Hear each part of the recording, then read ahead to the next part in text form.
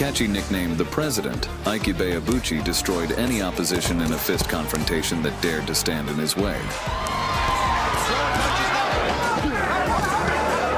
Well, once again, Davis on the floor here again in round 9. Nice right hand lead. Jones coming up, and that's it. Throughout his career, Ibeabuchi is known as a very tough boxer, but that's not for nothing. My tip for the top seemed to be the kiss of death, but once again, good work here from Ibeabuchi.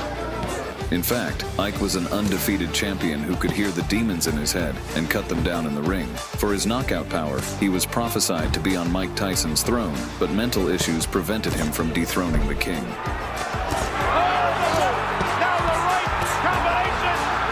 But it was precisely this flaw that made him a true American psycho, who maimed people in and out of the ring. Get ready, because now you will find out about the most reckless fighter in history. This is Boxing Space. Here we go. Ibeabuchi's first confrontation on our list was a fight against a boss on the impossible difficulty level. And this legendary opponent turned out to be the Samoan, David Tua. And the award in this fight was the WBC belt. For a heavyweight, this undefeated Samoan Terminator was only a paltry 5 feet 10 inches. But this didn't prevent David from gaining the recognition of the entire boxing world as the owner of the strongest punch in history. Tua tries to finish. It's strong right here and tries. However, Ike, still mentally sound, decided to test Tua's power, so he challenged him to a 12-round duel. Both fighters entered the ring with perfect records, but the favorite was Tua, with a record of 27 wins, with 23 knockouts and 0 losses. That they will take his gloves in the second round. The fight started, and from the very first seconds, these giants staged a real Ragnarok in the ring. The fans were experiencing the whole range of emotions, not stopping for a second because Tua and Ibeabuchi turned the ring into a movie set where the best action movie in history was filmed. Good left hook in his last couple of fights. Right hand landed for Ibeabuchi. It wasn't just a rumble, it was a chess game of grandmasters played with fists because the fighters showed the highest skill of boxing. And Ibeabuchi answers with left hooks of his own. Now they begin to trade shots.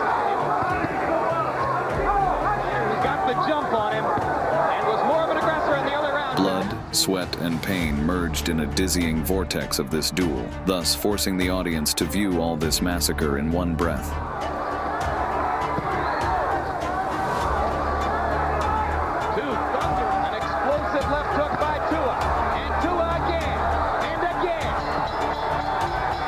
And as a result of all judges' decisions, Ibeabuchi won it confidently. Thus, he became the WBC World Champion and the discoverer of David Tua's defeat. However, it was this fight that became fatal for Ike. As Ike himself claimed, he began to hear demons in his head, which led him to schizophrenia and further imprisonment. Even after his release from prison, those demons in his head never stopped haunting him, and they haunted him until the end of his career in March 1999. But in this fight, those voices awakened a real beast in Ike. To share the four corners of the ring with this madman, volunteered undefeated Chris Byrd, a master fist fighter who would beat undefeated Vitaly Klitschko in due time and take the IBF title from Evander Holyfield. These are the type of fighters that Byrd wants to fight.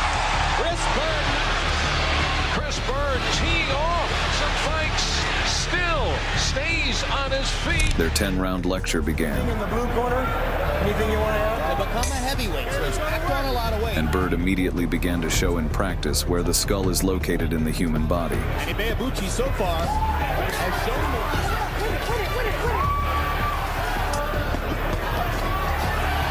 However, Ike, apparently wanting an excellent mark, volunteered to point out the location of not only the skull, but also the liver in the human body. Working the body. good left hook, Ibeabuchi. Another good one. He's hurting very bad. He doesn't even know where he is right now. He's trying to keep him down. And already in the 5th round of the fight, the demons seem to have taken over Ike's body because they forced him to sacrifice Byrd's body to them.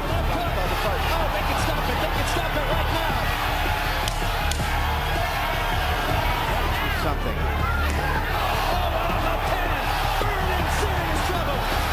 Has knocked Chris Byrd out. Ibeabuchi. Now let's take the keys to the DeLorean and travel back to January 1997, when Ike was still mentally healthy. A giant among giants, Calvin Jones, volunteered to dance in the four-corner scene with Ike. Well, he's walking around with a barrel on his back. Now he's got a... And when the referee started this festival of violence and pain, Ike immediately began spinning Jones in a deadly tango all around the ring. Streak going, winning 2 fights in '96. She's never been 10 though before. Most he's ever been is 8 rounds, and that was this past November. Calvin Jones going in with your big puncher and knocking everybody out. It was okay. Sometimes... Though Jones tried to use his size advantage, Ike was a mouse to this elephant. She's already got Jones going into a shell. He's out jabbing. You know, he's got that 7-8 inch reach advantage, but Ike Ibeabuchi comes in. Throwing punches down. Next, Ike began to play a requiem melody foreshadowing for all that now will be fatality. Still plenty of time left here in round number 2, and Jones stopped him. He probably doesn't have a great shot. He hurt Jones. Jones is hurt. Goes down, comes over the top with a 2-punch combination, and goes Jones.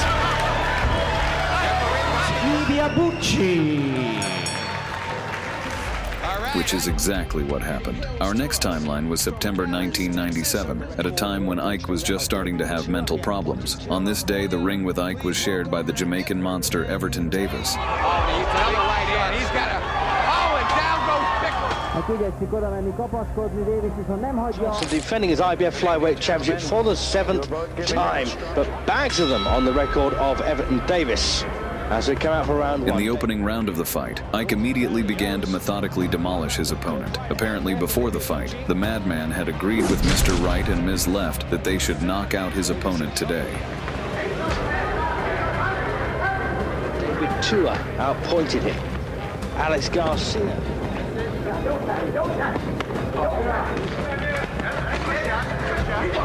Around the whiskers, I'm afraid. And my tip for the top seemed to be the kiss of death, but once again, good work here from Ibeabuchi. Davis's pathetic attempts to exercise Ike only made him angry. Left to be answered is, can Everton Davis survive? Takes 2 good rights there, goes down again. And that's the question, can he survive these big punches from Ibeabuchi? 6. Be real good. 7. So, Ike decided not to be nice to Davis and send him to the realm of Freddy Krueger. Well, once again, Davis on the floor here again in round 9. Chino calls a halt to the bouts. It is also worth mentioning Ike's one more interesting fight, which was with Marion Wilson. Wilson is a boxer who has pumped all his skill points into defense, thanks to which he was never knocked out or even knocked down. One of the more experienced heavyweights. Their fight began, and Ike was putting more into his punches than ever, but Wilson was as steadfast as a rock. China one time, he told me that they were calling him Tyson. That fellow's shorts. Some of these names, I'm going to rattle them off fast, that Wilson has been in with. Ike was delivering punches of such power that any other heavyweight would have fallen dead on the canvas. Quickly. Ike looks a little bit out of sorts here, Arnie, to me. And we're out there as we're under 10 seconds to go into 6. What I think's happening with Wilson and why he's landing some of these... Wilson must have pissed off Morpheus because the creator of dreams didn't want to see him in his kingdom. And maybe he figures he can take him out to the deep water and drown him in those lanes. Never been stopped before. Taking the best shots right now from Ike the President. He's got a wonder guy. And to know that you can go 10 rounds. Ike won in the end, but even though he didn't knock Wilson out, he gave him the toughest fight of his career. Ike Ibeabuchi was a true master of chaos in the ring. He's hurt very bad. He doesn't even know where he is right now. He's trying to keep it.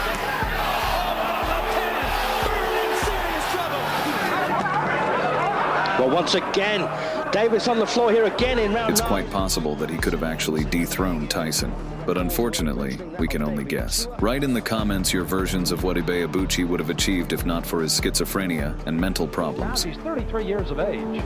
No offense, Evander. Ike, I mean like Ike. He hurt